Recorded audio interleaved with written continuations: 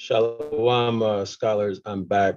There's nothing I can do about this, so y'all bear with me. Let me just say this, okay? It takes me, since I've been doing these presentations, right? Well, actually, since I started doing the Freemason presentations, it takes my computer about 50 minutes to boot up from the time of turning it on to being able to get on the internet. It takes about 50 minutes. It never happened to me before, okay, until this. There's nothing wrong with my computer. I've done everything to optimize it, right? You can make what you want of this story. I just want you to know something, all right? Place where I'm at has 5G. This is a 5G connection, all right, that I'm on. I'm in India, 5G connection, but yet problems with my connectivity, right? Secondly, y'all should know this. Certain groups of people who oppress you don't want you to know anything about the topic that I've been presenting over these last 74 live streams. All right, this has been hidden from us. It's been hidden, all right? And I can guarantee you there's a reason for them hiding this information for us. And it has absolutely nothing to do with devils and demons. It has everything to do with natural law. It has everything to do with natural law and following or living your life in harmony with natural law. It has everything to do with that. And as long as people are in religion, they are in quote unquote darkness. Darkness, all right? And they are doomed to have it rough, especially if you are ascending from the house of Yasharallah, or like they say in religion, Israelites. So keep that in mind. Be patient. Don't be discouraged. And don't be scared. Don't be discouraged. So let's start back over, all right? And while I'm doing this, I would like for you all to call someone, text someone, and let them know that this live stream is happening, okay? Can y'all do that for me? Can y'all do that for me? Like and share this video. I'm putting the work in and I'm consistent. We are 74 in, 74 free live streams in, all right? 74 free live streams in on this most important topic. It is not just astrotheology. Believe me, this is natural law.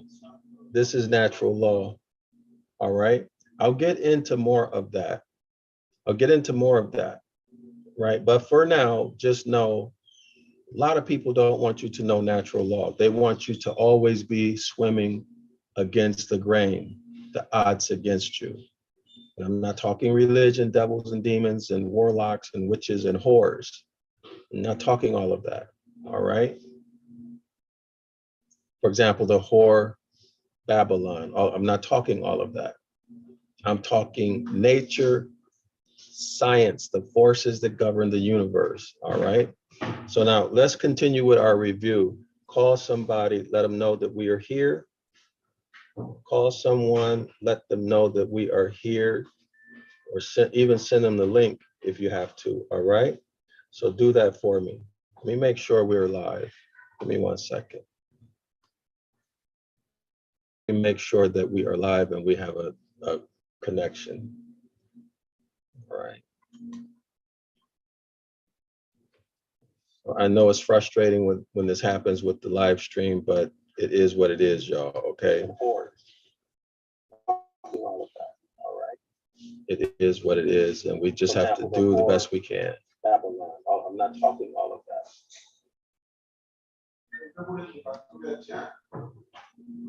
All right, so here we go, y'all. So my computer is acting crazy again. Give me a second. It's frozen. So give me, I don't know what's happening. Let's see. So I'm going to just continue with the review. I'm trying to see if we're connected. Let me see. So are we here? Uncle Gary writes, I had a verbal conflict with the JW yesterday. How did that go?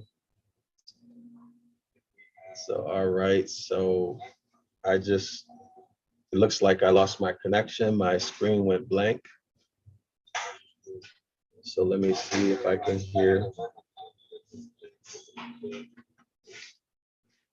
All right, so let me check my device, see if we're still connected. My screen is white.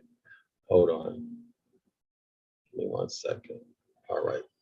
All right, looks like we're still, what the heck is going on? Shoot. How did that go? All right, looks like we're still connected. Y'all, so let other people know that we're here. All right. Looks like I lost my connection. When crazy stuff like this happens, y'all, step it up, step it up, step it up. Do more than what you would normally do to support this live stream. So if they start messing with the stream, call more people. Call more people and tell them to come watch, okay? So let's not be easy targets. All right? Let's not be easy targets, because we are not defenseless. This is crazy. All right. Looks like we're still connected. Anyway, let me share my screen. Let's. So here we are. Let's finish the review.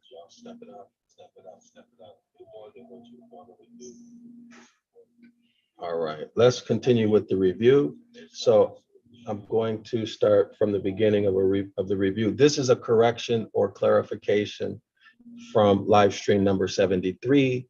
At the very end of the live stream, I want to clarify. Okay, we're looking at the highlighted part. This is what we're going to clarify.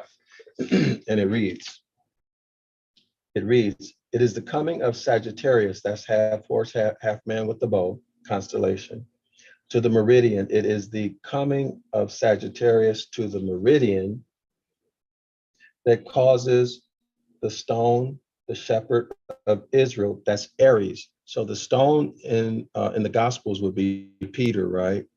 Peter, the Apostle Peter, is astronomically the constellation Aries. So let's continue. It is the coming of Sagittarius to the meridian that causes Aries to rise east, northeast in the horizon. All right, so the clarification is this. It is Sagittarius causing Aries to move. I think I said in the last, in live stream presentation number 73, I think I said that it is Aries causing Sagittarius to move, but that is not correct, right? Actually, you really can't say it's not correct, because all 12 are moving together. That's why I said it's a clarification. All right. So let's continue with the clarification. So here is the meridian. Remember that outermost circle of the celestial sphere. We also call this, sometimes I'm calling this the celestial globe. So that's this outer line where the cursor is, right? The circle, celestial sphere. This line right here is a celestial equator. All right, you can also call this the horizon. This is the ecliptic. This is the orbit of the sun, the orbit of the sun. Again, this is the meridian. So here is, I'm going to zoom in where the cursor is. Here is Sagittarius, the half man, half horse with his bow and arrow. And here is, over here somewhere, here is Aries the ram. So you see Sagittarius at the meridian. This is south. This is south, southwest. And this is east, northeast. So let's zoom in. All right. So now we clearly see Sagittarius. Y'all see Sagittarius right here where the cursor is. So here's Sagittarius. Okay. Now his bow, you see his arm is cut off. His bow, and this is a bright star, right? Remember, the bright stars are in his arm and his hand. That's from live stream number 73. Okay, so you can see this star is bigger than the others, right? That are making him up. All right, so his hand is cut off by the meridian. All right, so it's extending out, but that's not the point. Again, here is Sagittarius. Here is Capricorn in the south. Capricorn is in the south, Tropic of Capricorn. Tropic of Capricorn. Capricorn is in the south. So now let's move east. Well, let me just clarify. Let me show you one more thing. Do we have west? So yeah, here's our west. So west, south. All right, we go south. Y'all see that? We go south and we find Sagittarius. Everybody see that? All right, so that's southwest and west. Hold on. Forget about southwest and west. Let me first show Aries. I'll come back to that. So now we have to move up. That's north, right? And we move to the opposite side. So now we're east going north. So you see east right here, right? You see rising. Why is it rising? Because it's coming above the celestial equator. Going above is rising. Going below is falling, right? So in the fall, well, I'll explain it later. So here's Aries. Everybody see, I'm circling Aries right here, where the cursor, Aries. Aries has risen over the celestial equator, right? And now it is crossing the ecliptic, east, northeast. All right, everybody see that? Should be clear. This is a map, a celestial map of the visible heavens from 1850. From 1850, the month was, this map could be seen in the heavens on July 22nd to October 31st.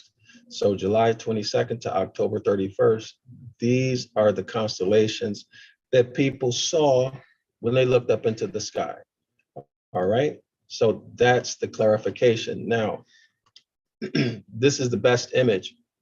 In number 73, in astrology 73, I was not able to find an image with Sagittarius at the meridian and Aries northeast, east. So let's continue reading, all right? It says here, it is the coming of Sagittarius to the meridian. Let's show it. It is the coming of Sagittarius to the meridian. We're looking at right here. So Sagittarius comes to the meridian. It is the coming of Sagittarius to the meridian, which we're looking at now, that causes the stone, the shepherd of Israel. Again, the stone, the shepherd of Israel is Aries, the ram. The stone, the shepherd of Israel is Aries, the ram. It is the coming of Sagittarius to the meridian that causes Aries, the ram, to rise east, northeast. So here we see Aries, the ram, has risen over the celestial equator, east, northeast. So we see east, northeast, right? In the horizon. So the horizon would be a horizontal line. It would be a horizontal line running through that. All right, right through the center of the celestial sphere. Okay, so now let's continue. And Sagittarius setting southwest and west brings Aries the ram to the meridian. All right, so that image I haven't found. But we see the relationship between Sagittarius and Aries. So remember, the constellations, they move, right? Allegedly, all of this stuff is moving, okay? If you believe that the universe is expanding. But anyway, we see the relationship. So when Sagittarius moves, Aries moves. But remember, there are 12 constellations, so they're moving together. They're moving together. That's why I said it's a clarification. But I want to clarify what the author wrote, which is that Sagittarius is causing Aries to move, right? But the fact is that all 12 are moving together. It is a system. So one is not causing the other to move. They're all moving together in a system. That's the clarification. All right. So let's get back to our document. Let me check for comments, y'all. Let me check for comments. Give me 1 second. Before we get started, let me see if we have any comments. All right. Let's see. Oh, man, what's going on? This is crazy.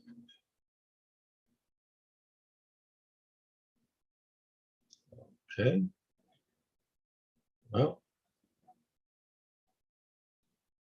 trying to check for comments and what's happening.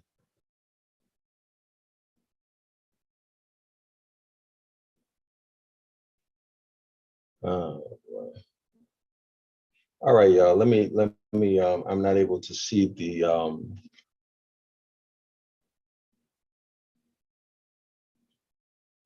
second.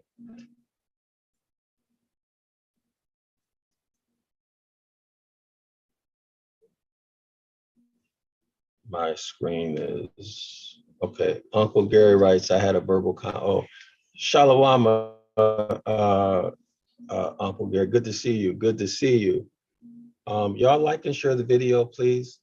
Like and share the video. It'll help with the algorithm. Also, Shalom to everybody who's been here from the beginning. Special thanks to everybody who likes the video, who shares the video. That really, really helps. Also, importantly, thanks to those people who, such as Uncle Gary, who hold it down in the comment section, who make sure that we get good quality comments in the comment section, and who are willing and able to answer questions, because one, I don't know everything, and that's a fact. And then two, I got my hands full trying to present the information and think and read and do everything at the same time. So thanks, Uncle Gary, for your support. Much appreciated. And everybody else who's willing to support the comment section. All right, for the education and edification of our people.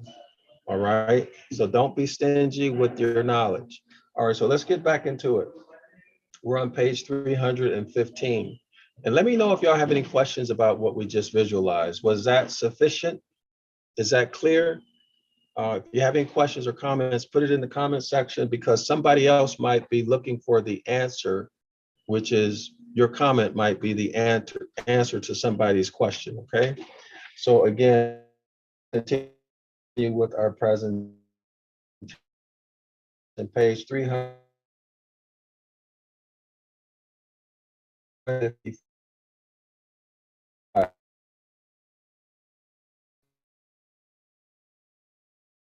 This is all we are forced to believe in Philip.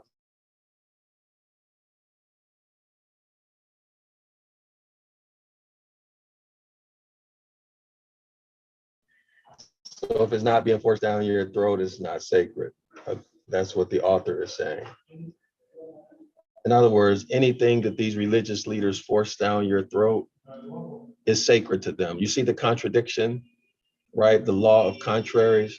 All right, so let's continue. We are instructed by the bishops of the Church of England.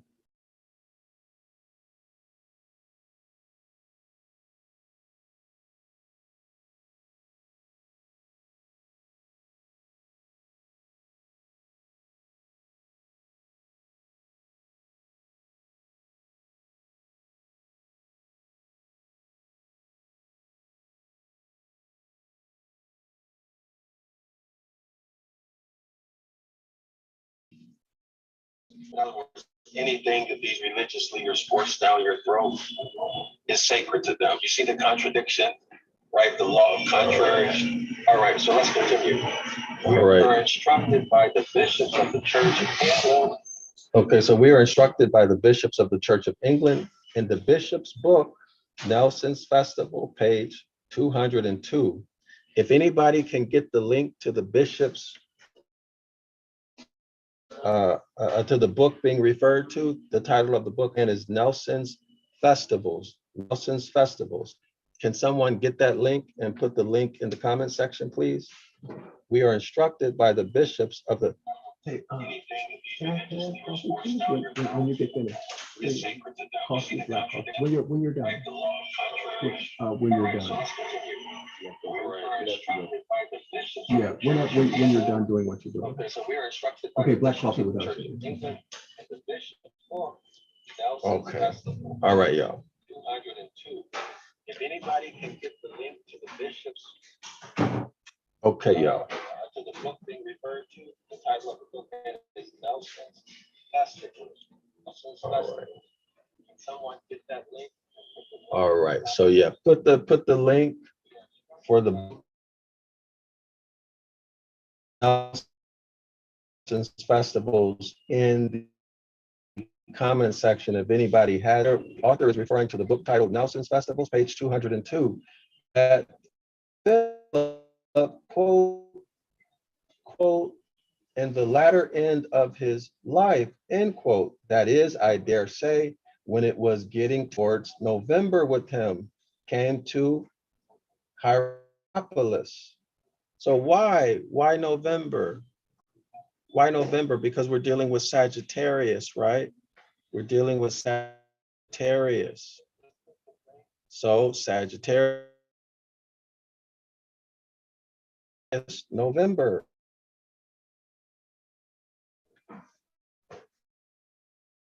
Okay. Getting towards November. Why? Because we're talking astronomically and not about real people. Not about the history of real people. What assumption? This assumption that Philip, quote, in the latter end of his life. And who is Philip? Again, Philip, constellation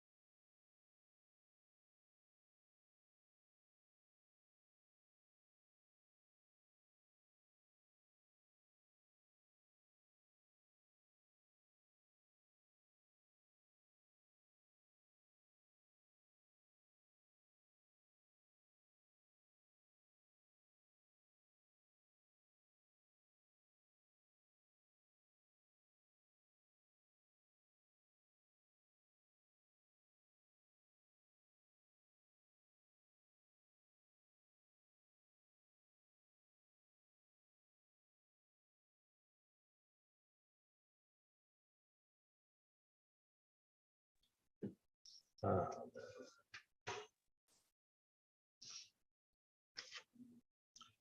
all right, y'all. I don't know if we're connected. Let me check to see, are we connected?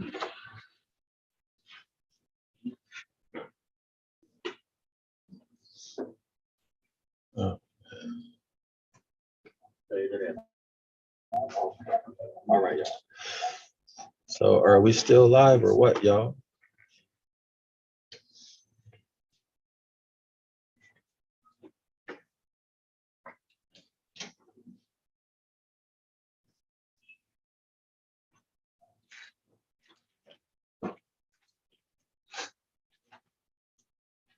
All right, y'all. I don't know if we're connected.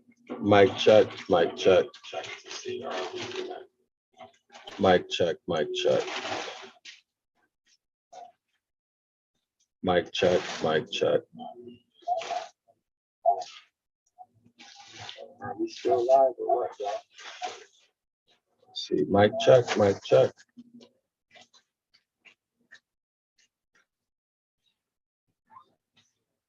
Mic check, mic check. All right, so I'm gonna assume we're still live. So share the video, y'all. Okay, so we're still live, we're still live. All right, so let's continue, let's continue. I dare say, when it was getting towards November with him, quote, came to Hierapolis.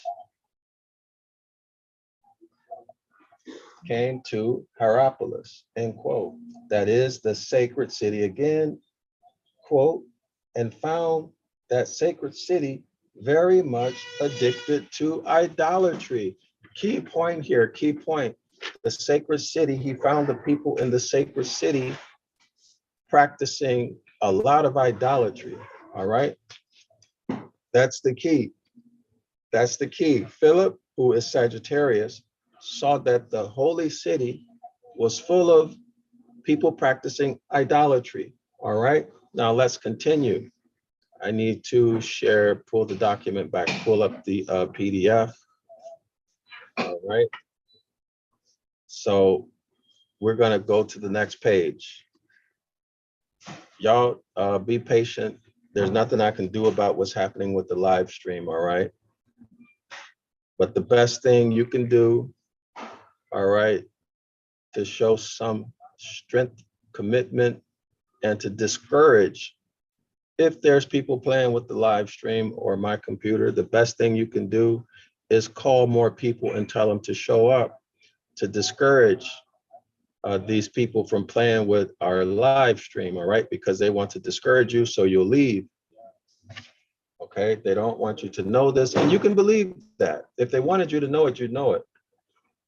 The same way your preachers and pastors and religious leaders who are in these Masonic orders and secret societies, many of them know this stuff, all right? And they play stupid with you. Okay, so this is page 316. Why, yes, sirs, look ye here, if that sacred city isn't addicted to idolatry, worshiping lambs and rams and bulls and goats and lions and crabs and lobsters and mackerel, that's fish. But say the bishop's book, the Hierapolites were in those days more particularly addicted to the worship of a serpent or dragon. When you hear serpent and dragon, you should automatically think astronomically of the constellation Hydra, the serpent, the dragon, of, quote, a prodigious bigness. Saint Philip, by his prayers, procured the death, or at least the vanishing. Those are the very words of our bishop. In other words, you'll find that quotation in the book that the author mentioned, Nelson's Festivals, on page 202. All right, so the death, or at least the vanishing of that famous serpent, who is the constellation Hydra. Everybody understand what's happening? All right, let's go to the next paragraph. But here's Philip and the prodigiously big serpent too. And Philip, as you see, levels his bow arrow at the serpent's tail, and by coming to the zenith, literally causes the serpent hydra, which reaches nearly a third part of the length of the whole city, to vanish out of the city of Hierapolis. All right, the holy city. Remember, that's the holy city. Okay. So, in other words, the constellation Sagittarius causes the constellation Hydra to move out of the holy city. And what did the Hierapolites do to Philip for attacking their capital God? So what happened? What did they do? What did the people do to Philip for causing the constellation Hydra to move? There must have been some society for the suppression of vice in the city of Hierapolis. All right. In other words, they're not going to just let people come in and make changes to their gods. Thank you, sir. I appreciate it. Thank you very much. So they're, you just can't come in there and start changing the gods, right? They're going to get you. They're going to get you. You come in there, talking bad about their gods, let alone chase some of their gods out, right? Chase them out or even expire them. Something going to happen to you, right? Isn't it funny how the people are always defending the deity, but the deity never defends the people? There's always an excuse why the deity didn't give you what you need or come through for you at that critical moment. Some people might say, well, so-and-so was sick and I prayed for him and they got healed, or this and that happened and it was the deity who saved me. Okay, well, let's say if that's true, and I'm not saying it's true, I'm neutral on that, right? Because it's not my business. But what I can say is this: when you look at, let's say all people over the earth, let's say they live 65, 85 years, however, 90 years, whatever. Okay. How many times has the deity stepped in and saved them, rescued them over their whole life? Every time, if you count the times they prayed for more money, for help dealing with this, help dealing with that, how many times did the deity do something positive for them? Or did the deity 90% of the time leave you just as you were to figure it out on your own? Be honest with yourself. What percentage, let's say in your life right now, what percentage of the time has the deity actually stepped in and helped you? If the deity was trying to really help you, it would be 100% of the time. It would be 100% of the time. Every time you ask, that deity would be there to take care of your needs or fears, wants, and desires. But in religion, here's the common story. Oh, you didn't do this right.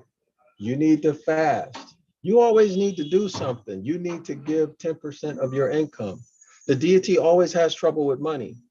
Why does the deity always need money? I know I'm going off on a tangent, but I want y'all to think about this logically. The deity always needs something from you, and the deity has not come through for you most of the time. That's what I'm trying to say. But you are always doing something for the deity. You're always giving 10%, 15%, a little bit extra, right? You're always doing something with your energy and your time on behalf of supporting the deity and the deity's organization. Y'all see that? All right. So you're doing more for the deity than the deity is doing for you by far. That's the point I'm trying to make. But anyway, that has nothing to do with what we're reading. So let's get back to the topic. All right, so let's continue.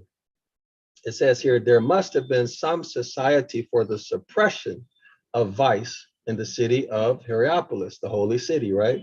to put down the fellow that was riding the high horse, that's Sagittarius Philip, against the established religion of the country, which was idolatry, in this case, the big snake Hydra, right? Why the bishops gravely tell us that, quote, the magistrates being provoked by the success Christianity had among the people, put Saint Philip in prison. So who are these magistrates? These were the elites, right? These were the elites, okay? These were the really, really important people. And who are always the really, really important people? It's always the religious leaders, the government officials, the lawyers, and the judges. And they're all in secret societies together. They all work together. Religious leaders will call on government. They will use government. Government will contact Twitter, Facebook, YouTube, and tell them to censor, obstruct, frustrate those people who are saying something that they don't like Dr. Dryasapa and others. Not just me, but others. And the religious leaders will haul these type of people into court, find them, and ultimately put them in prison because they're all working together. All right? They're all working together. So let's continue. So support those teachers, whoever they are, not just me, but whoever is teaching you, you're learning from. Support them, moral support, financial support, the whole 9 yards, because trust me, when they come after you, you'll definitely need some money to defend yourself, right? So support those who are teaching you, because most of y'all know that when they come after somebody, y'all gonna run, be honest. Y'all gonna disappear. Y'all gonna leave y'all teacher. That's what our people have a history of doing, right? And that's because of the social conditioning, right? Y'all gonna leave them. So do what you can right now before you run, before it's time to run. Let's continue reading. So Philip suffered martyrdom. So Philip was killed or put in prison. Which one? Killed in, or expired rather, in the holy city, Hierapolis, where he was, as the bishops would have us to believe, quote, hanged up by the neck against a pillar. Notice the key word here is against. All right, y'all tell me. Put your thinking cap on. So if you're not reading actively, if you are not reading actively, this would have gone right past you. This is why that Streaming 101 course, Streaming 101 Ancient Ibaryath course is so important for you. It's so important. If you haven't subscribed, go subscribe now, zionlawschool.org. Also, this is why coming to our Saturday class at 10 a.m. Eastern Standard Time, 506 The Curses course, both links are in the description area of this video. This is why these two courses are so important for you. So important, because it's going to increase your attention to detail. It's going to increase your critical thinking skills. Note, quote, hanged up by the neck against a pillar, end quote. Now, ye know a man cannot be hanged against a pillar. He can only be hanged upon a pillar, or near a pillar, or beside a pillar, or from some beam or anything else transverse or forming an angle with the pillar. Now, I bet you 99% of you all didn't catch that, right? Most of y'all didn't catch that. Why? Because you were not taught to read analytically. You were not taught the importance of the precise meaning of words. Again, you were not taught, you were intentionally not taught to pay attention and to understand, to learn the precise meaning of words. This will take us back into a conversation about denotative and connotative meaning and etymology, grammar, and parts of speech. So here we are looking at the science of language and how language can be used. Language can be used to what? Fool you, put you in slavery. Put you in slavery, capture your imagination through connotative linguistics. Through connotative linguistics, you're thinking it says something that it absolutely does not mean, and therefore you are easy prey to your religious leaders. You're easy prey to your religious leader who wants to mislead you and empty your pockets. And a lot of them want your son. Probably more want your son than who want your wife, and y'all know it's true, or your daughter. But that's another topic. All right. That's why a lot of men don't want to go to the churches. Unless maybe they're funny. maybe that's their thing. Let's continue.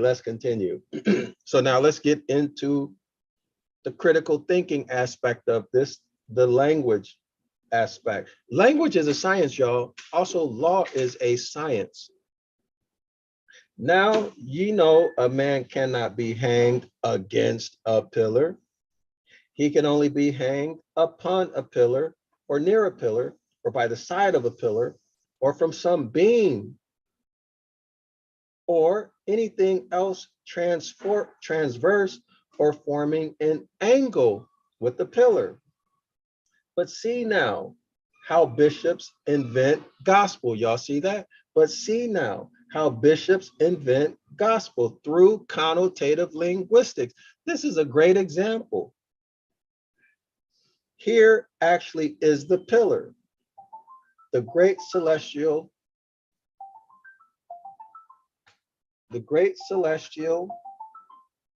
hold on, y'all. All right, sorry about that. My phone was ringing. Again, let's continue. It reads here. Here actually is the pillar, the great solstitial color, passing immediately before the nose of Saint Philip. And here is Saint Philip hanging by the neck of the zodiac. Let's show it. All the rest of his body being below the zodiac and immediately against this pillar. So I found an image. I hope this is the correct image. Let me pull it up for y'all. Oh no, no, it's not blowing up. Wait, let me show this. Can y'all see this? Unfortunately, I can't zoom in. Let me see if I can zoom in. Oh yeah, I can save the image. Let me save this image and then I can zoom in.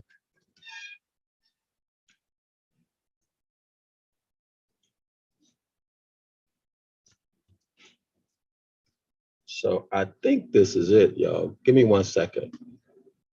Let me go back and save this image.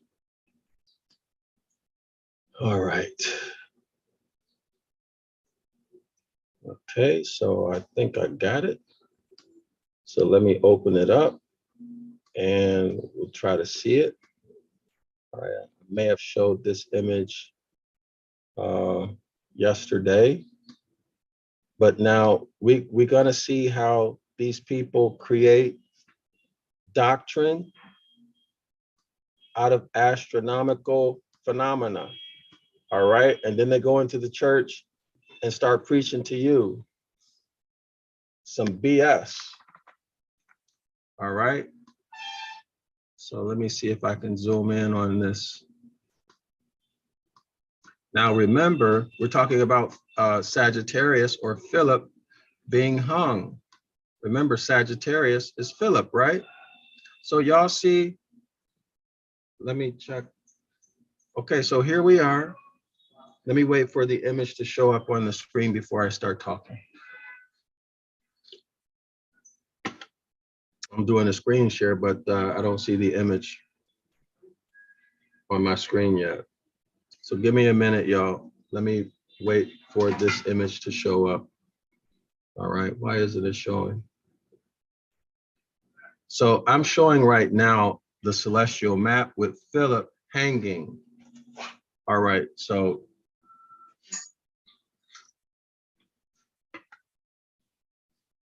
here we see Sagittarius. You see the name Sagittarius here.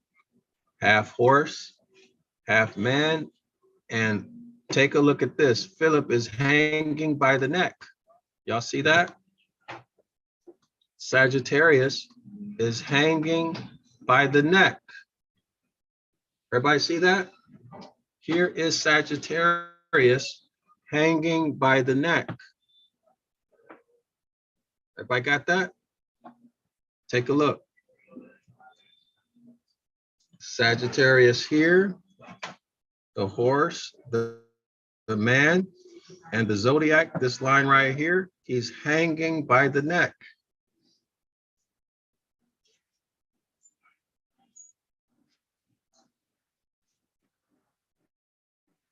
Again, here we see Sagittarius. You see the name Sagittarius here.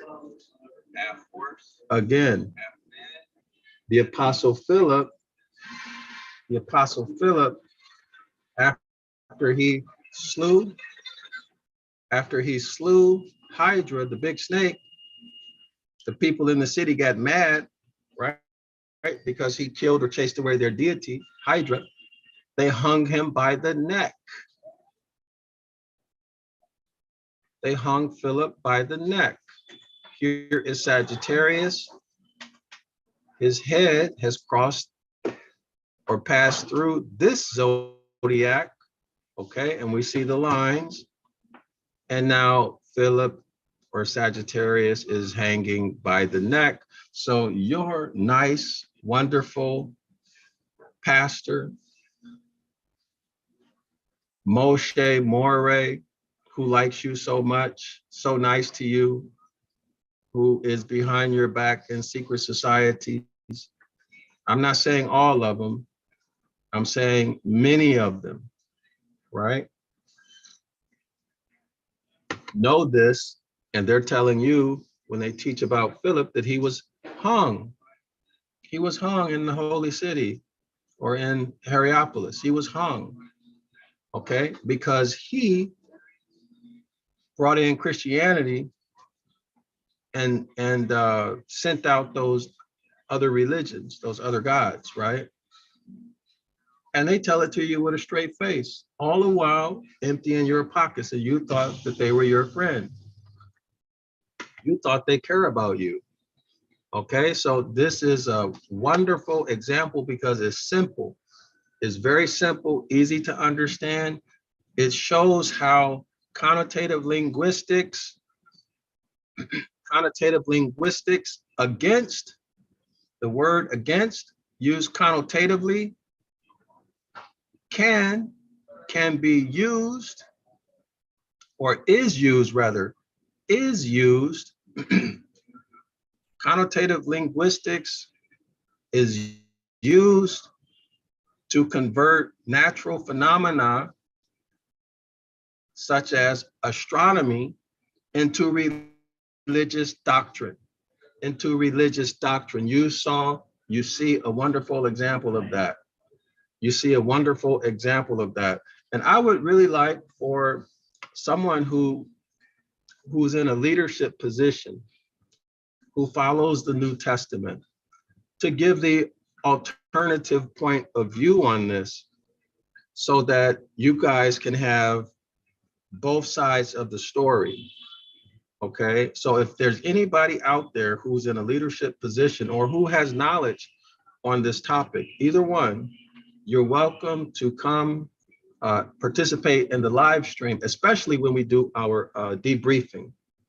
You're welcome to come in and present the alternative view. I only ask that when you do that, you keep it on topic and don't evangelize, because at Zion Law School, we do our best to present and preserve an academic environment, okay? So I'm not going to ask anybody any hard questions or got you questions. If I say anything, I'm going to speak to try to support you, okay? And help you find images and do things like that. Because I'm not trying to change anybody's religion or belief system. My purpose is to educate you so that you can have a reason and an understanding to believe what you believe or to accept what you already accept, instead of being in the condition that our people are in right now, where we just believe things and we don't know why, other than it was told to us at church or because, you know, tradition, right? That's no way to live life, because you are an easy victim, easy target. To be bluntly, you're an idiot, right? You're an idiot, okay? You are, and that doesn't sound nice, does it? No, but it's the truth. It's the truth. And hearing the truth, you don't like it, but it's a motivation for you to what? For you to stop being an idiot. And how do you stop being an idiot? By learning. By learning. Who wants to be an idiot? No one. It's uncomfortable, right? So, you know, it is what it is, right? Okay. All right, so let's go back to the document. Okay, so wow, guys, scholars, we're about to finish this chapter. But see now how I got to start from the other paragraph. I got to start from So Philip. I'm going to start from So Philip, okay? So Philip suffered martyrdom in Hierapolis when he was, as the bishops would have us to believe, quote, hung or hanged up by the neck against a pillar. Now, you know, a man cannot be hanged against a pillar. He can only be hanged upon a pillar or near a pillar or by the side of a pillar or from a beam or anything else transverse or forming an angle with the pillar. But see now how bishops invent gospel. But see now how bishops invent gospel. Let me repeat that for emphasis, 3 times emphasis, y'all. But see now how bishops invent gospel. Here actually is the pillar. Here's the pillar, y'all. Y'all see the pillar? Right here. Here is the pillar. Look at the cursor. Here is the pillar, connotative linguistics. You cannot be hung against a pillar. But see now how bishops invent gospel. Here actually is the pillar. We're looking at the pillar right here. Here actually is the pillar, the great solstitial color, passing immediately before the nose of St. Philip. And here is St. Philip hanging by the neck in the zodiac. Everybody see that? Hanging by the neck in the zodiac. All the rest of his body being below the zodiac and immediately against this pillar. Everybody see that? His body below the zodiac. He's hanging by the neck. All right. So final paragraph. Final paragraph.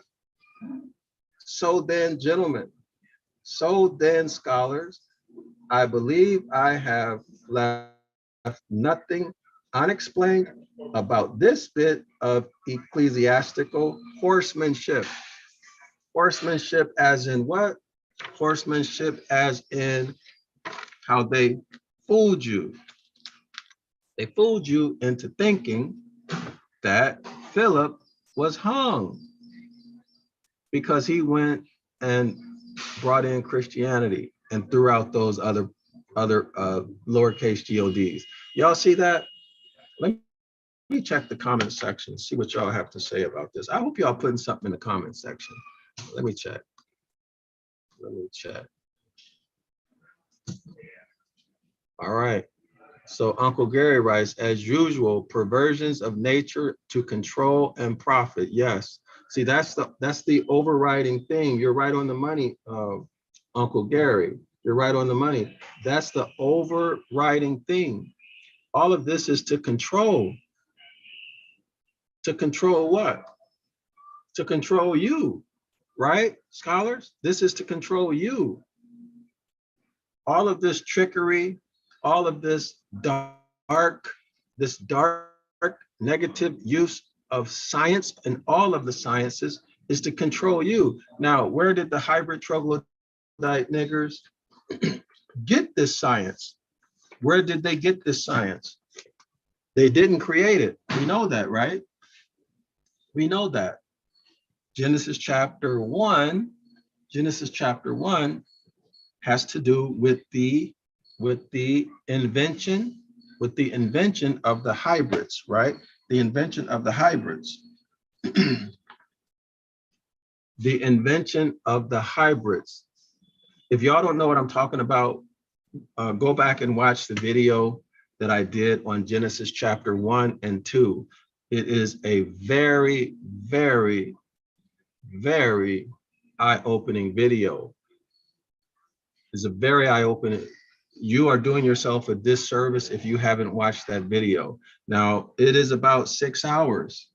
That video is about 6 hours, but that's a transformational video, okay?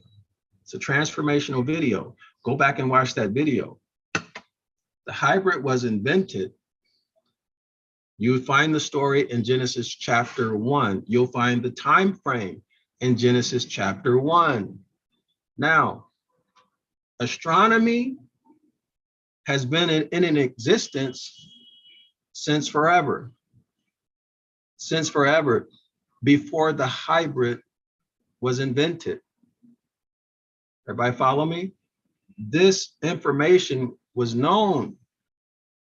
Our ancestors used this information, not in a religious way, but we used it to plan our lives. Remember, you reap what you sow, right? So you have to have some knowledge of the seasons, especially if you live in the Western Hemisphere, where we have, well, let's say North America, where we have 4 seasons.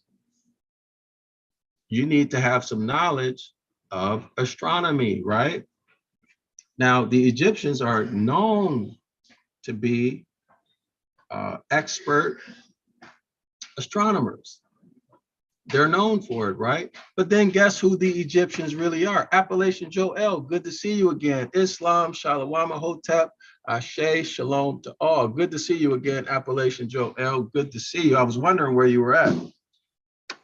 So what's the point here? What's the point?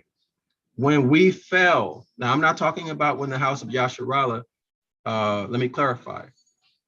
I'm not speaking about when the house of Yasharallah got kicked out of the promised land. That's not what I'm talking about. I'm talking about when we, as in Genesis chapter 2, Genesis chapter 10, Jubilees chapter 8, when we, the Moors, the rightful heirs of all land, all commerce, all resources, when we fell,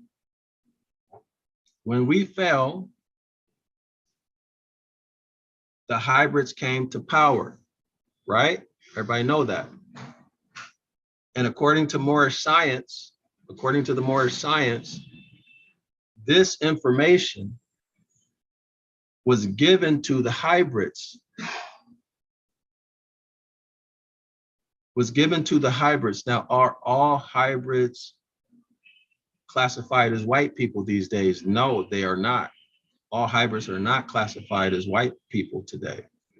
Some of them are as dark as you and I, right? Doesn't matter. A hybrid, they come in all colors, right? That's not the issue. The issue is not color. The issue is whether you are indigenous, a Moor, or whether you are a hybrid, okay? And being of a light complexion and having light color eyes does not mean you are a hybrid. That's not how you tell, okay? Our people have always been all shades of brown. We've always been all shades of brown, okay? So skin complexion has nothing to do with it. Appalachian Joel writes, likewise, Dr. Dryasapa just has some legal wranglings to convert to lawful going on. Excellent, good to hear that. All the mixing, corruption of blood, that's right, that's right. And that's a good point. See, corruption of blood, Appalachian Joel writes, corruption of blood, those things that take away or are in those things that are intended or that have the effect of what? Stealing your birthright. So what is stealing your birthright? Stealing your birthright means changing your status from a Moor, a sovereign, not sovereign citizen, a sovereign as in the Republican form of government sovereign. You have the, in other words, you govern your own what? Your own mentality. You govern your own mentality. You are self-governing. You can do whatever it is you want to do as long as you don't harm anybody, right? So corruption of blood means that you are no longer that, but what? A ward of the state, a 14th Amendment citizen. If you're in the US, you no longer have what? Your rights. Okay, so this is the situation of hybrids before we brought them into government in the US. We gave them sovereignty where they were what? They were serfs and slaves when they were in Europe, right? They were under the oppressive arm of the European powers. And they escaped, many escaped or were brought over to the US to be put in what? To labor through indentured servitude, et cetera, et cetera, et cetera. But we gave them sovereignty, right? In the Republican form of government. We gave them the ability to govern themselves.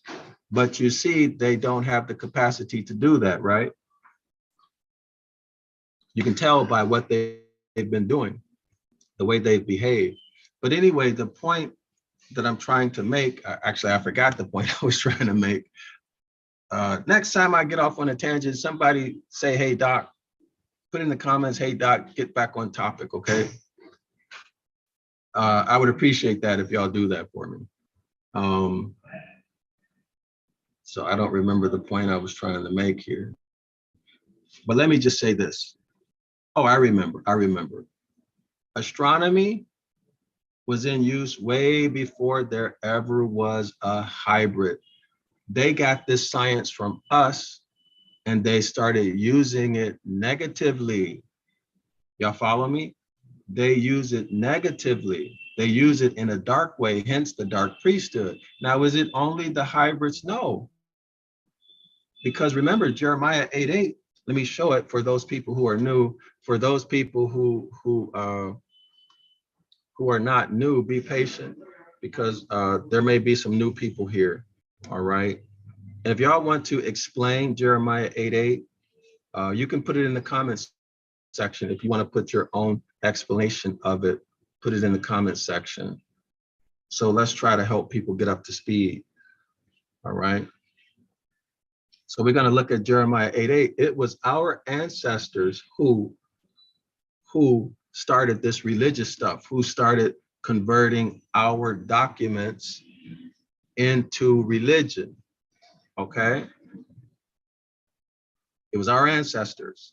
Now I'm talking about the house of Yasharallah in combination with others. But remember, we're the same family. We're all Moors. In law, we are all Moors, right? In scripture, we are all Moors. Genesis chapter 2. Now, if you don't know that, go back and watch the videos that I did about Moors being the law of the land. So here we are at the Bible Hub, Jeremiah chapter 8, verse 8. I'm going to show you right now that our ancestors are the ones who started these religions. All right. Jeremiah chapter 8, verse 8 out of the Bible Hub reads, "How can you say we are wise and the law of the Most High is with us, and we are learned in its language?" What is that language? It is ancient Ibaryath and teachings. What are those teachings? What are those teachings? It is the law or the instructions. And what are the essence, or what is the essence of the law or the instructions? The essence of the law is natural law. When you're dealing with human relations, the principle is do no harm. But when you're dealing with the physical universe, the principle is what? Observe nature. Observe nature. Part of which is what? Observing the heavens. Observing the heavens, and then seeking to gain understanding and mastery of their movements or presentation in the sky. What does that allow you to do once you see it and you can understand it? What does that allow you to do? It allows you to live and live well, meaning that you can eat and you can sleep in peace, and you can have some level of control and certainty about your future. So what does that mean? That means that when springtime comes, well, during winter, you can look into the heavens and you know exactly how long it's going to be before spring comes. When spring comes, you know what you need to do in spring so that you can have food to hold you over for next winter, right? So that you can have wine and other good things so you won't starve or have to become a criminal or get robbed. And so that also you can have things to trade, right? Okay, but not only food, but what? wood, firewood, all of these things. Excuse me, right? You can have employment, you can have people working, or you can have a family business working on your farm, using those natural things to make products, right? To trade with through the summer. Okay, you can do all of the commerce you want. And then at that climactic point in the fall, you're going to get your harvest. All right. So you can live comfortably with some level of security and certainty about your life. That's done because you know something about the heavens. You've mastered it, right? But then that also includes what? Chemistry, general chemistry, right? Learning how to use what? The elements on the periodic table, herbology. And actually, you know what? If you are living if you're in your natural environment, guess what? You're eating non-hybrid foods, meaning natural foods that haven't been altered genetically. You're not going to need any medications or anything. You're going to be healthy because what? Your food is your medicine. It's only when you detach from nature, or the further you walk away from nature, the more you're going to get sick, right? as in living in big cities, right? You're eating food that has been processed, so on and so forth. But let's continue with this. How can you say we are wise and the law of the Most High is with us and we are learned in its language and teachings? Behold, the truth is that the lying pen of the scribes, who are the scribes? These are Yasharala. Yasharala.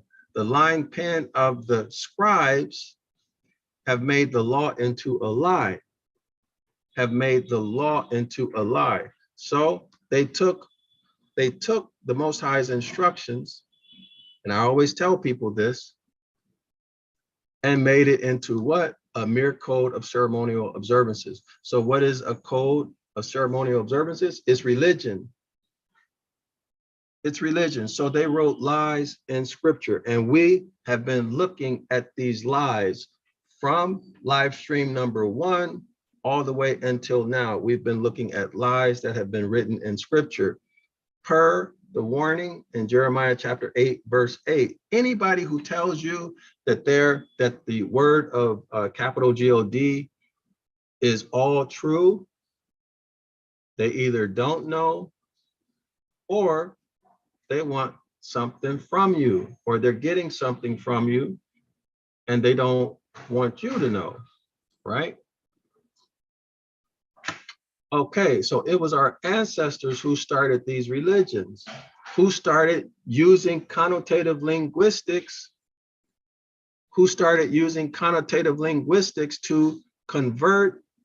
to convert celestial phenomena into religious doctrine, i.e. Sagittarius being hung, or Philip being hung upon a pillar.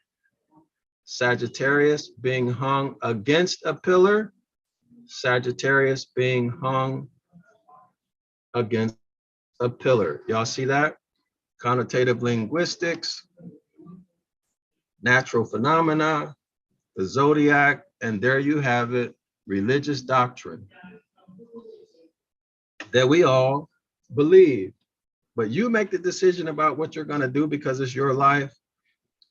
Me, I am Dr. Dryasapa from Zion Law School. I'm only here to present the information to you. And y'all have to do with it what you want. I can't tell you what to do. I am not in a position to help you make your decisions. I don't want to be a part of that. You have to develop your own decision-making skills.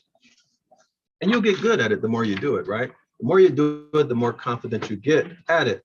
I'm not in that position, right? That's not my role, okay? So let's see, where are we? Let me check to see if there are any comments, y'all. Okay, so let me go back. All right, so let me share some of the comments.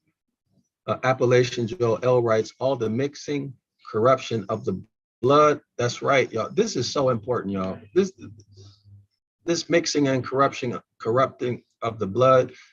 Now, when I say mixing here, I'm referring to mixing as in marriages and raping that has resulted in hybrids getting access to our land and then calling us foreigners or stateless people on our own land, right?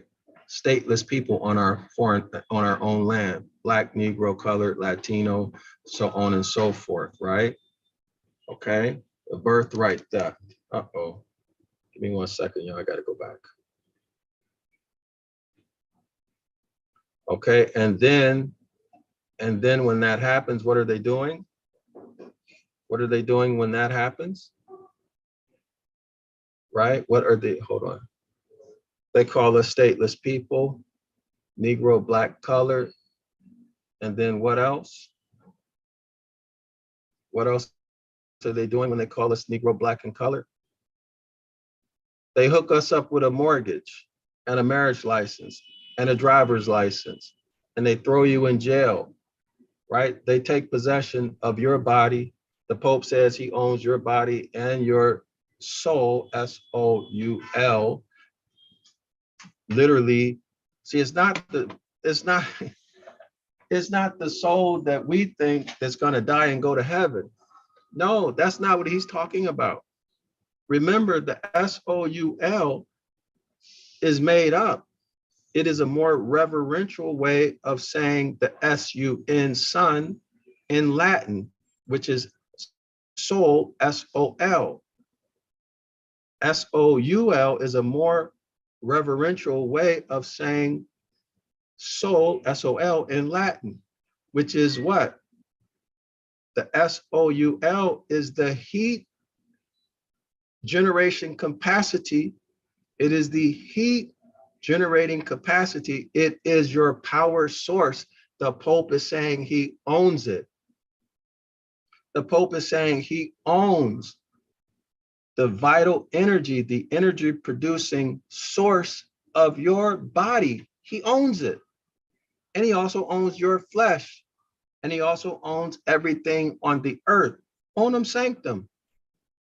Watch the video on our YouTube channel, Zion Law School. And I go through, me and some scholars present the entire, unedited, the entire doctrine, or papal bull rather, of unum sanctum.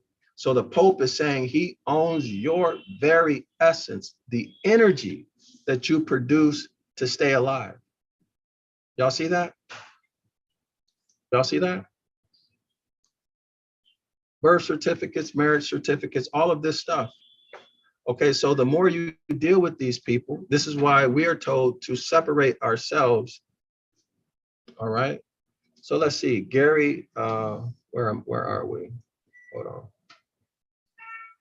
So y'all should really go back and watch that Unum Sanctum video. And as you watch that video, Unum Sanctum, you should be thinking corruption of blood, because they took everything through what? Through war, right? And what? Through policy. And where does that come from? That comes from the Catholic Church, right? The Catholic Church. Through religion, Jeremiah 8, verse 8. Our ancestors created religion. What religion? Judaism, Christianity, and the other one, I don't want to say because of the country I'm in, but y'all know the one I'm talking about. They created these religions, right? Judaism and Christianity are the foundation of the Western legal system. Everybody follow me? So they're using ecclesiastical law to what? Corrupt our blood, which means to convert you from being a Moor, sprung from the earth, the rightful owner to all land, all resources, all commerce on earth, to being what? Cattle, chattel, Genesis chapter 1, cattle, chattel, animals, farm animals, who they use as resources. See, some of y'all are being used like cows. They're milking you. Like women, they're milking you. Okay, some of y'all are being used as what? Bulls. They lock you up, make you plow the field, make you work for free or almost free in the private prison system. Y'all see that? But all of us, they have attached what? Mortgages. You can't just go out and get a house now in your Negro, black, colored, Mexico, or whatever you are, Latino, whatever you are, right? However they brand you. No, they're gonna force you to pay a mortgage and to pay a tax. Y'all see? But anyway, let's continue. Appalachian Joel writes, a time to sow, a time to reap, like the song for every season. Turn. Yes, indeed. Yes, indeed. See, nature is the key. When you're following nature, you're going with the stream. Things are going to eventually turn around and go well for you. But first, you got to get your mind right. Uncle Gary writes, the okie dokie, they fooled the people with the pen. Yes, indeed. Mightier than the sword. Same as using the pen in the mid 1800s to re-clarify the originals of the land. Yes, indeed. Jeremiah 8:8, excellent example. Appalachian Joel writes, came across a supposed document, Providence of Georgia. It lists it as a trust, which is interesting. Let me see, I can't see that. Okay, it listed as a trust. What is of interest is the fonts for the word Georgia is completely different from the rest of the Old English. That is interesting. So that has to have a meaning, right? Joel continues. They also have Indian and American in the same different font type. I suspect these are the names for trust instruments. That's, yeah, I can see that. I can see that. Land, air, water, that is law, right? Land, air, water, that is law or jurisdiction, law, jurisdiction. Time and space. Excellent point. Excellent point, scholars. Excellent, excellent points. So we see what their methodology is, and we see what their motive is. So the only matter now is, what are we going to do about it, right? Because we're no longer fooled. Now it's a matter of, what are you going to do about it?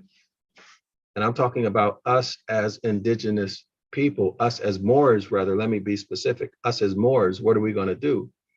Are we going to stand up? Are we going to learn more about nature, natural phenomena? In this context, I'm talking about astronomy, right? And I'm not, actually, let me say this, okay? And I've been struggling, I don't know if I should say this, but I've been struggling as to whether or not I should start doing presentations on the Gospels, the New Testament, the esoteric meanings of the New Testament. Y'all understand what I'm saying?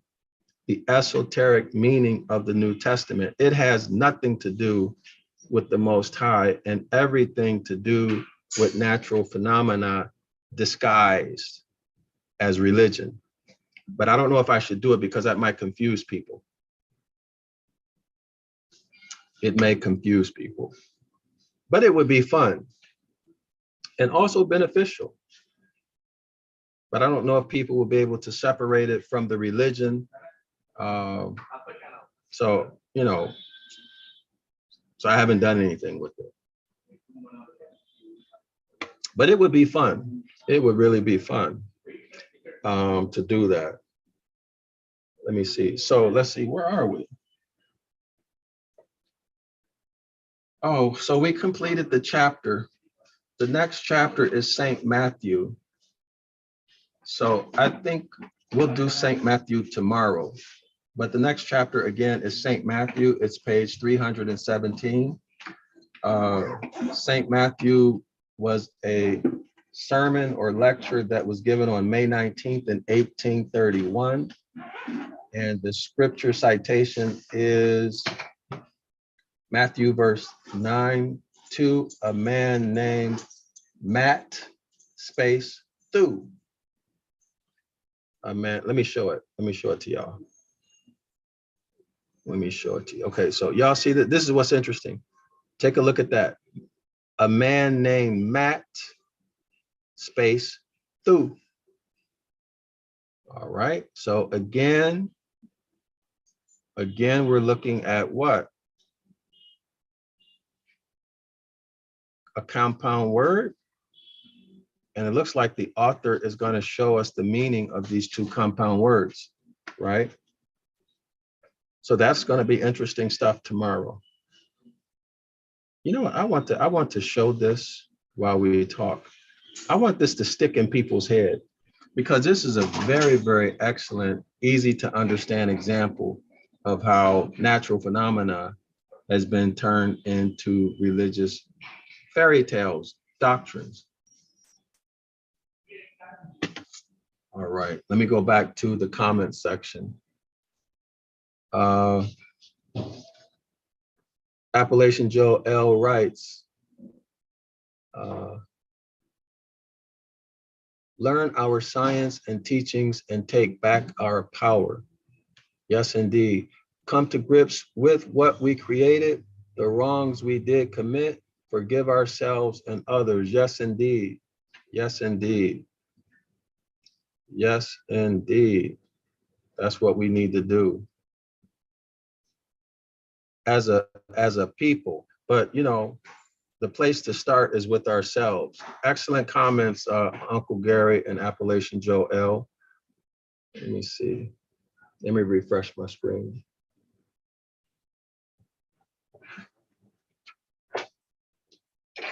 So I want to congratulate everyone who has demonstrated discipline, by coming to these lessons from the beginning. We're 74 in. Can y'all believe that? 74 live streams in. And it takes discipline to be able to show up regularly for these lessons. So I want to congratulate you all for having attained that level of discipline. Uncle Gary writes, and aside, how does this play out now that we've joined the pandemic alliance, which gives the alliance total control of governments? Uncle Gary, I'm not aware of what the pandemic alliance is. So maybe you can put that in case other people aren't aware either. I don't know what it is, which gives the alliance total control of governments. Okay, so let me see. Oh, by the way, y'all, if you all are willing to help me, we are at 765 subscribers. Let's get it up to 1,000. Can y'all help me with that? And the way that that would happen is by telling people about Zion Law School on YouTube and our content, sending them links and asking them to subscribe. Can y'all help me do that? So we're at 765. And so what people tell me is that 1,000 subscribers is like the magic number, right? If you get to 1,000 subscribers, then things will take off from there. Let's see, Appalachian Joe L writes, your teachings are great value, Dr. Dryasapa. It is another tool for growth. Thank you very much, Appalachian Joe L. Wait until y'all see what we're gonna do next, right? When we complete the Devil's Pulpit, we're on page 317. This book is 341 pages. 341 pages. So unless we get something that's gonna take a lot of time in these next, I think, 1 or 2 chapters, we should be finishing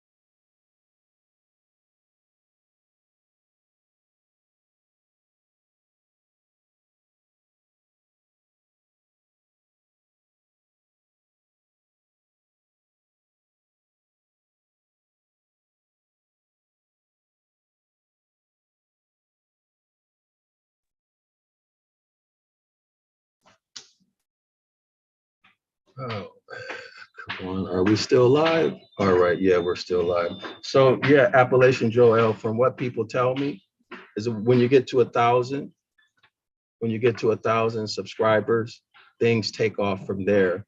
But the challenge is getting to 1,000. That's the challenge. So just imagine if we had, let's say even 50 people. Let's say if we had 50 people during our live streams, and let's say even if 10% or even 20% were putting in comments, okay? And y'all know that we have a lot of knowledgeable people in our nation who maybe they're, not sharing what they know. But if we get some people who, because of this topic that we're covering, they're willing to share their knowledge, I mean, we could have phenomenal live streams happening in the chat, it could really be phenomenal. And, but more importantly than that, it would help wake our people up, right? Really help wake our people up, because this religion has really done a job on us, Religion has really done a job on us, destroyed us, So there we have it. There we have Philip Sagittarius hanging against a pillar. Philip hung against a pillar. Philip hanged against a pillar. Y'all see it? All right, yo. So I think at this point, I'm just rambling. So let me see, what can we do? See, I don't want to go into the next chapter because then we'll have a chapter. It's easier for people to find these videos if we start each chapter with a new video, So anyway, if y'all have any ideas about how to improve, send me an email or put it in the comment section. And or you can call me, and let me know what your thoughts are. All right. And also, we need to debrief. I'm thinking we can debrief all of these chapters. I don't know how long that would take to debrief all of these chapters. But the information is so detailed.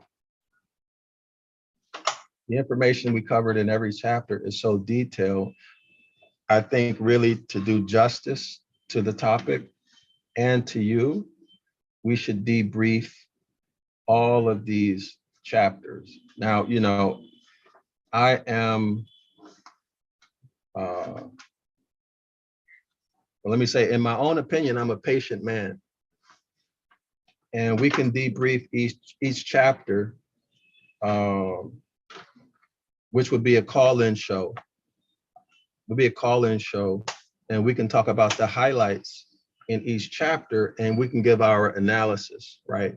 We can give our analysis, our correlations about each chapter, which would mean that on your end, you'd have some work to do in terms of preparing for each live stream, for the call-in, right?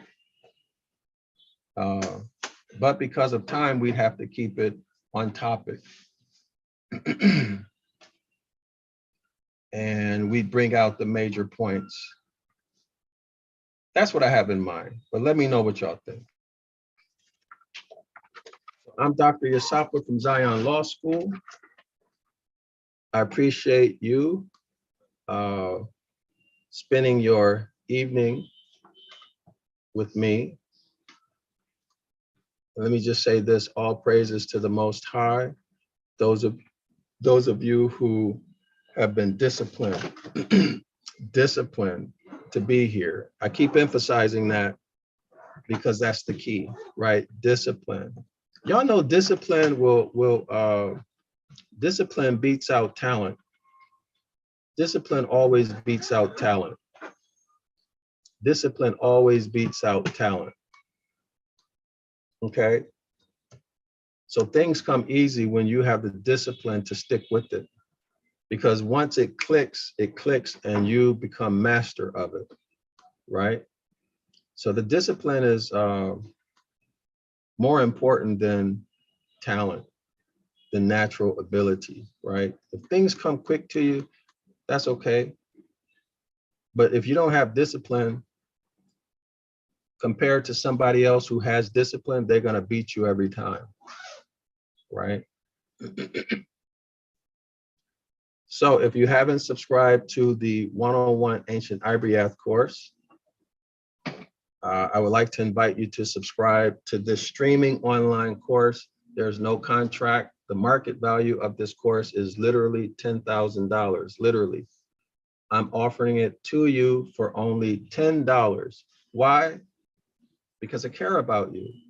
And I want you to have this information available to you at no risk to you and at minimal cost to you. That's why it's only $10 per month, okay? But I can't pull the trigger for you. You have to pull the trigger yourself. So if you want to do what you see the author doing, how he's opening up and exposing in a good way, not in a malicious way, how he's revealing, let me say how he's revealing to you what the Gospels actually say using language, etymology, and history. If you want to have that same skill and be able to do this with the quote unquote Hebrew scriptures, you absolutely must subscribe to 101 Ancient Ibaryath. This is where you're going to get the skills to do that. But more importantly than that, this is how you reclaim your heritage. Ancient Ibaryath is our writing system, our language. It is not biblical Hebrew. It is not biblical Hebrew. All right. Jeremiah chapter 8, verse 8. How can you say we are wise and the law of the Most High is with us and we are learned in its language and teachings, right? What language? Ancient Ibaryath, not biblical Hebrew, not modern Hebrew. Okay, none of that.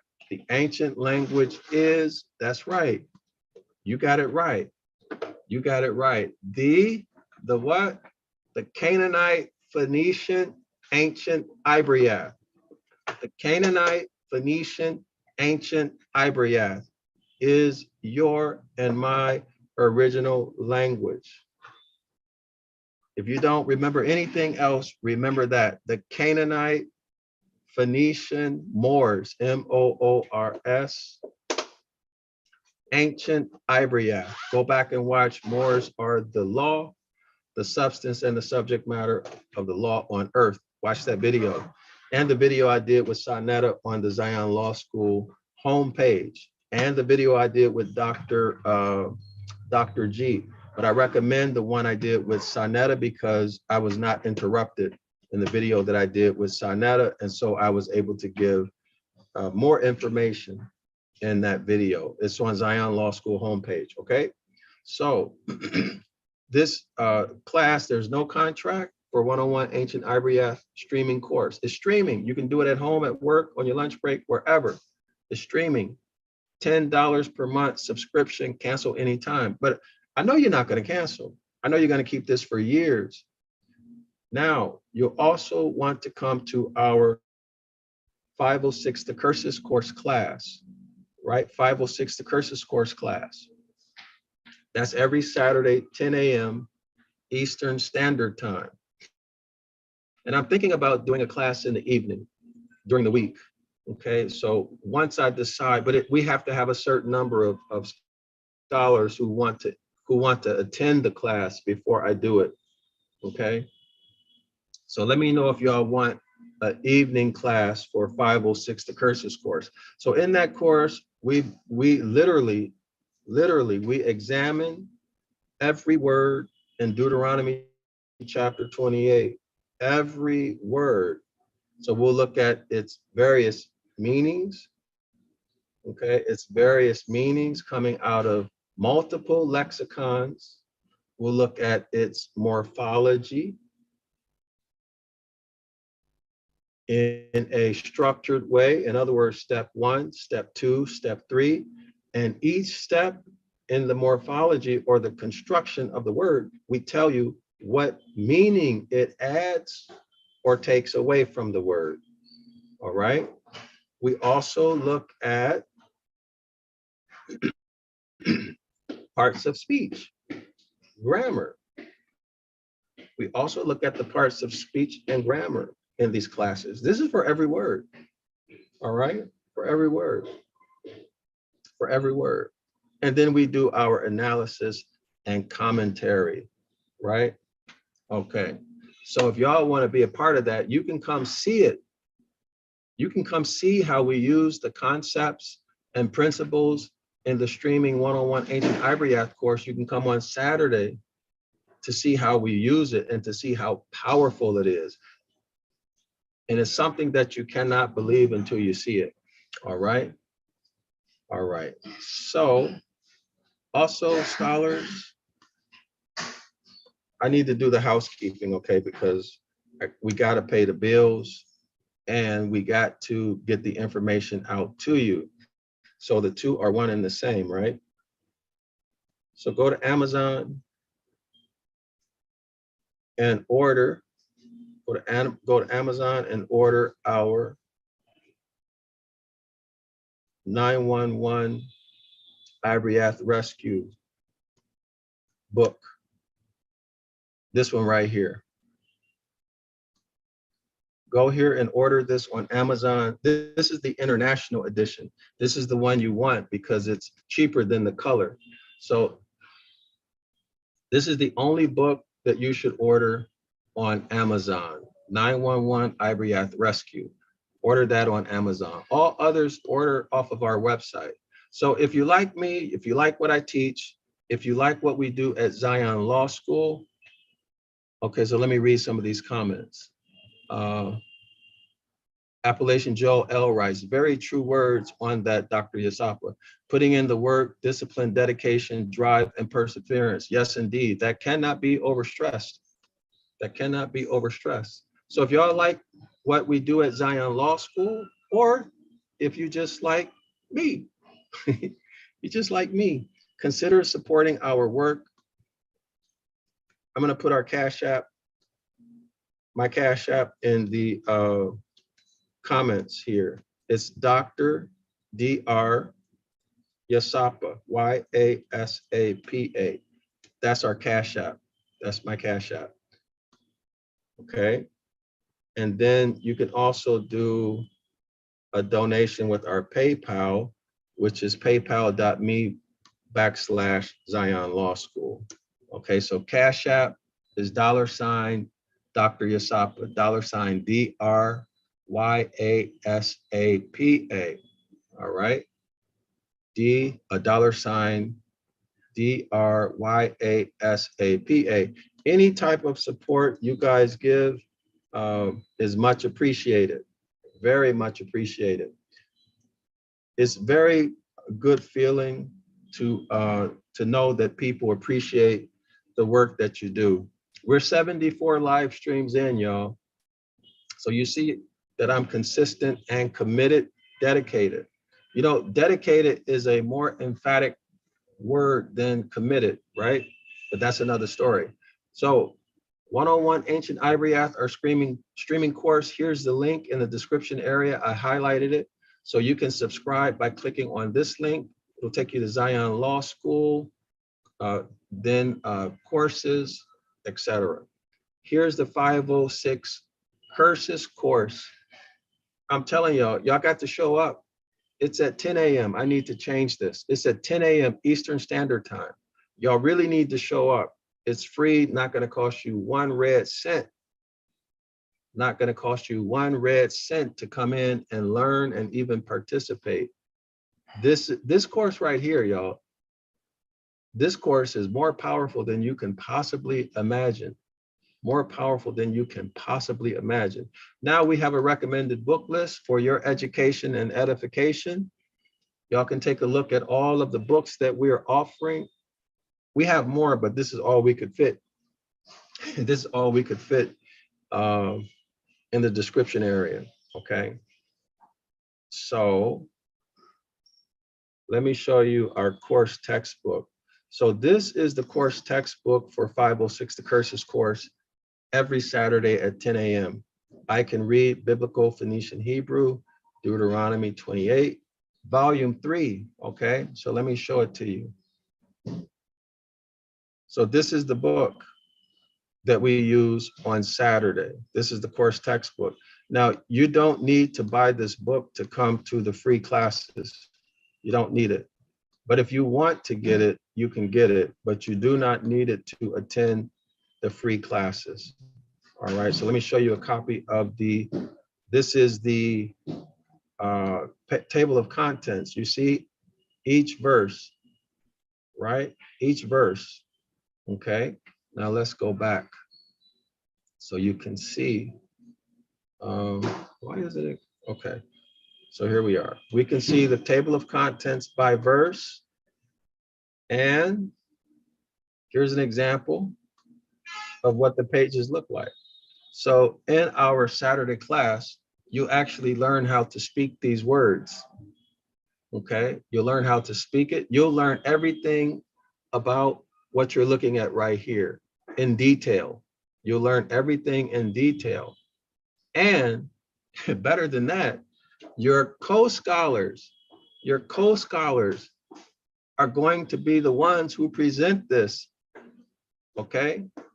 Meaning to say that the longer you stay in the course, you will be able to do what your co-scholars are doing. You'll watch them. They came in and were at the same place you will be. But when you see their performance, you're going to be amazed. But I want you to know, even though you might fill out a place and you're, what are we looking at and what's going on, you'll be able to gain the same level of expertise that you see each of your co-scholars demonstrating. They started the same place where you're going to start, and they know how you feel when you come into class. And we have an excellent group. We have a good group, very, very intellectually sound group of scholars. All right. So you'll learn what all of this means, how to read it, how to speak it, and not just how to speak it, but how to comprehend, You're going to learn how we went from here, where you're looking at the Canaanite, Phoenician, Paleo Hebrew, Ibaryath, it's English rendering, and then this is from the KJV at the bottom where I'm circling now. You're going to learn how this happens, the process, okay? You're going to learn all, this is on Saturday's class, 10 a.m. Eastern Standard Time. All right, so then you'll look at the Ibaryath word, its pronunciation, part of speech. And we're not just reading from this. There is an analytical component to this, okay, y'all? There is an analysis that takes place, and you'll get to see that analysis, right? The analysis is much, much, much more important. The analysis is much, much more important than reading something or parroting. But to do a proper analysis, you have to have what? Proper reading comprehension and proper understanding of the science of linguistics, okay? So that's what you're gonna get, and you're gonna get it for free. Where else are you gonna go and get that? You're not getting doctrine. This is not like a church Bible study. No, no, no, no, no.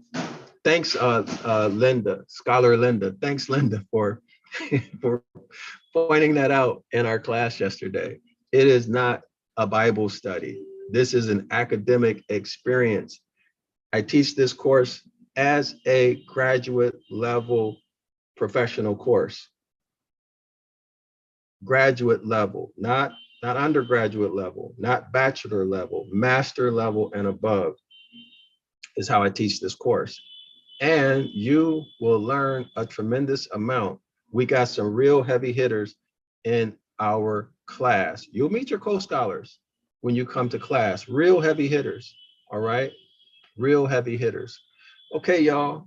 I'm Dr. Dryasapa from Zion Law School. Thanks for spending your time with me today. I appreciate it. And be sure, thank you for everybody who has bought our books and who have subscribed to the streaming 101 Ancient Ibaryath course. So thank you very much for your support. Thank you for your cash apps. I'm going to put together a Patreon. I haven't figured out how to do this yet, but I had some advice from a friend. I guess I can call him a friend. And he recommended that I set up a Patreon. So I got to figure out how to do all of this stuff. Okay. But I'll set something up because we need to, I guess, be more organized or more clear with the Ibaryath. Specifically, I'm at a loss for words here. How do I? Well, I told you guys what I want to do is begin writing the first 5 books of the Bible in Ibaryath. So I got to figure out a way to fund this because that's going to be an all-day, everyday job, and I'll need help with funding it, especially on the technological side, right? And then the expenses associated with it. It's going to be an all-day, everyday job, and I don't want to have to suffer, live on rice and soy sauce because I'm translating the scriptures into ancient Ibaryath and showing their etymological meanings of each word, each verse, and the whole book. Y'all follow what I'm saying? I don't want to suffer while I do it because it might not get done. But anyway, I'm Dr. Dryasapa from Zion Law School. Thanks again, and I will see y'all tomorrow around the same time. Islam to all the Moors, Shalawama, Genesis chapter 2, sprung from the earth, Genesis chapter 10, 16 nations, Jubilees chapter 8, land allotments, Moors are, M-O-O-R-S, Moors are the land, Moors are the rightful heirs of all land, all resources, and all commerce on this earth.